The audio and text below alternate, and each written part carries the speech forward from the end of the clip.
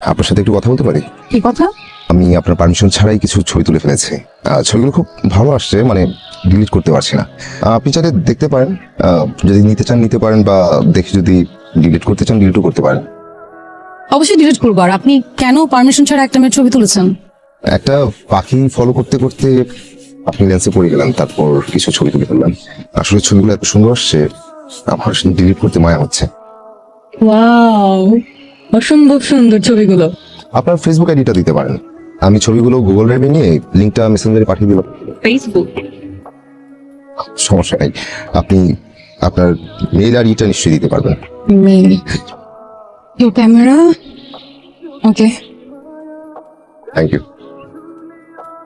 ছবিগুলো সুন্দর। Thanks again, take care. Hello, আপনার আরো কিছু ছবি কিন্তু আমার কাছে আছে। এই যে আমার নাম্বার। ধন্যবাদ। আপনার এই নাম্বারে বাকি ছবিগুলো পাঠিয়ে দেবো, শুধুমাত্র একটি ছবি বাদে। একটি ছবি বাদে কেন? হোয়াট? হ্যাঁ, এই ছবিটা আমি আপনাকে সামনাসামনি দিতে চাই। আম সরি, লেট করে ফেললাম। আপনার ছবি ও, থ্যাংক ইউ। নিন, পাখিটা ছেড়ে দিন। আসলে হ্যাঁ,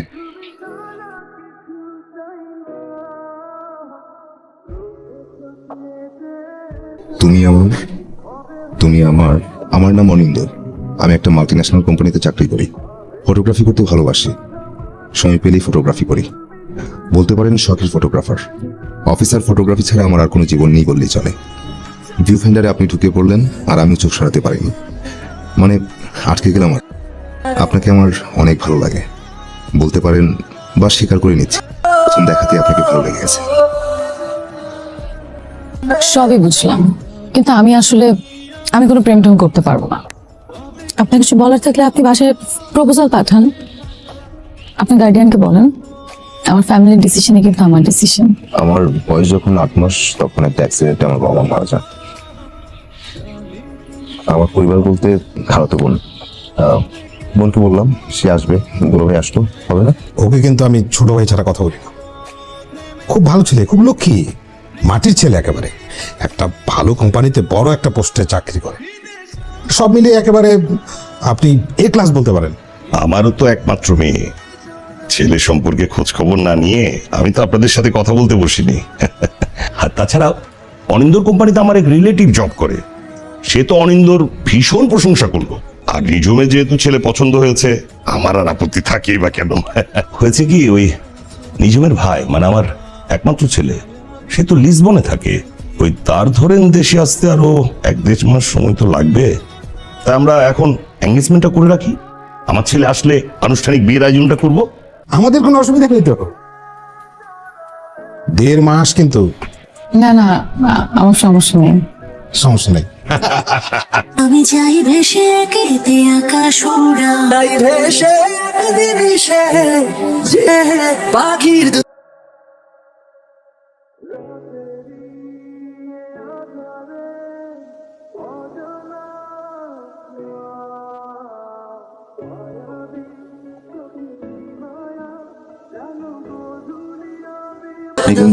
জি আসেন। আপনি আমাদের জন্য অনেক ইম্পর্টেন্ট পার্সন ছিলেন, কর্মী ছিলেন, ইউ আন্ডারস্ট্যান্ড। এবং আমরা অনেক চেষ্টা করেছি, it's been 2 years now, we tried our best.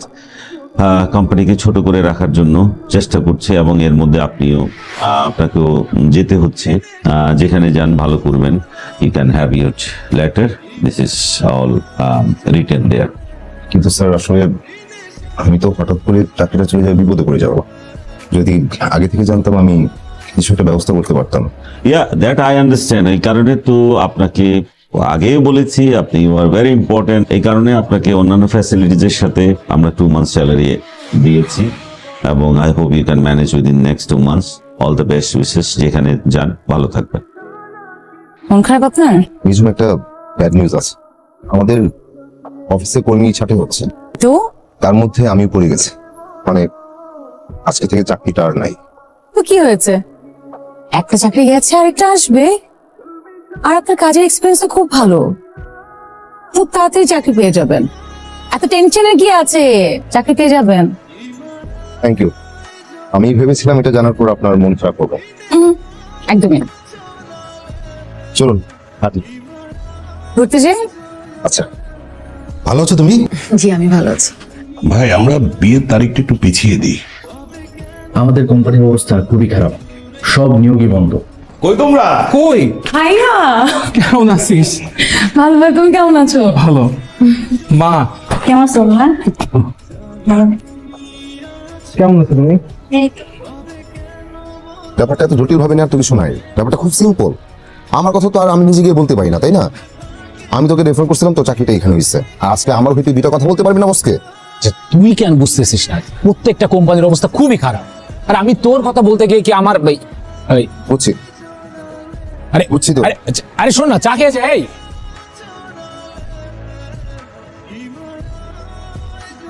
আগামী 2 বছর আমি ছুটি পাবো না। এখন তোমরা কি করবা এটা তোমরাই ডিসাইড করো। আমার কলিগের ছেলেটা তো ভালোই ছিল। বাবা তুমি এগুলো কি বলতেছো?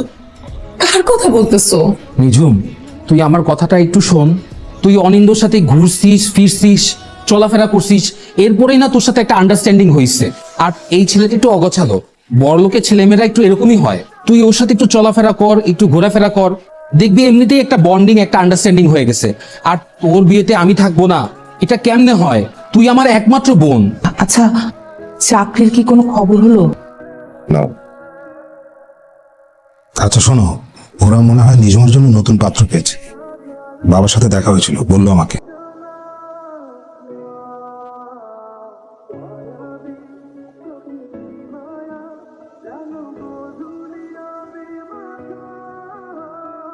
আপনি এখানে? আপনার গায়ে হলুদ। চাকরি চলে যাওয়ার পর অনেক চেষ্টা করলাম, কোনো উপায় হচ্ছিল না। তারপর ভাবলাম নিজেই কিছু করি। এখন ওয়েডিং ফটোগ্রাফার। আমার 2জন অ্যাসিস্ট্যান্টও আছে। আসলে জানতাম না আজকে আপনার গায়ে হলুদ। কেন জানলে আসতেন না? বাসা বদল করলেন কবে আপনারা? এই মাসে। আপনার ফোন বন্ধ ছিল কেন? ফোন ওপেন থাকলে কি বিয়ের দাওয়াত দিতেন? এই তুই এখানে কি করছিস? চল বসবি। তোমাকে সারপ্রাইজ করার জন্য আসলাম। সারপ্রাইজ হবে নাই? হয়েছে। এটা কি অ্যারেঞ্জমেন্ট করলা? এত চিপ, মানে একটা কমেডি সেন্টার তো করতে পারতা, রাইট? টাকা লাগতো আমাকে বলতা। থ্যাংক গড যে আমি আমার কোনো ফ্রেন্ডকে নিয়ে আসিনি। তো আজকে আমার কি হতো? তাই চলো ফটোগ্রাফার, আসো ছবি তোলো, আসো। এই ফটোগ্রাফার ছবিগুলো দেখি তো। এক্সকিউজ মি ভাই, বলে বসবো নাকি? কি ছবি আর কি ক্যামেরা ভাই, কি লেন্স? একটা ভালো ক্যামেরা কিনবা না? নাও ধরো। ভাবছি আসছি এখানে একটু এনজয় করবো, ড্যান্স করবো, মানে আমি গেলাম। আই সো সরি, লেট করে ফেললাম। চলো আসো। অপেক্ষা করছো কেন? তুমি যাও না, এটা আমি লাইক করি না। আমি তো শুধু বলছিলাম। এটা এঙ্গেজমেন্ট রিংটা না? তুমি এটা পরে আছো কেন? ও এঙ্গেজমেন্টের রিং তো পরে থাকতে হয়। তুমি জানো এটা প্রাইস কত? চলো। তুমি কি জানো আমরা কোথায় যাচ্ছি আমাদের হানিমুনে? কোথায়? টেক্সাস। তুমি গিয়েছো কখনো? না। আচ্ছা, আর আমরা যে রিসোর্টে থাকবো তার নাম হচ্ছে লেক অস্টিন। তার পার ডে রেন্ট হচ্ছে 3 লাখ। আমি শিওর তুমি জীবনে কল্পনাও করো নাই যে তুমি ওটা রিসোর্টে থাকবা, রাইট? আমি আপনাকে অনেকবার ফোন করেছিলাম, আপনার ফোন বন্ধ ছিল। আর দুলা ভাইকে ফোন করার সাহস আমার ছিল না। আমি বেকার, জবলেস, হোপলেস। ফোন ওপেন থাকলেই বা কি লাভ হতো? অনিন্দ, সাহস আছে?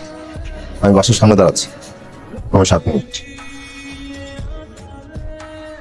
পিছনে গেট দিয়ে আসতে হয়েছে তো, তাই একটু দেরি হয়ে গেছে। অনেক তো পাখি মুক্ত করেছেন, আমি যে বন্দি হয়ে আছি সেটা বুঝেন?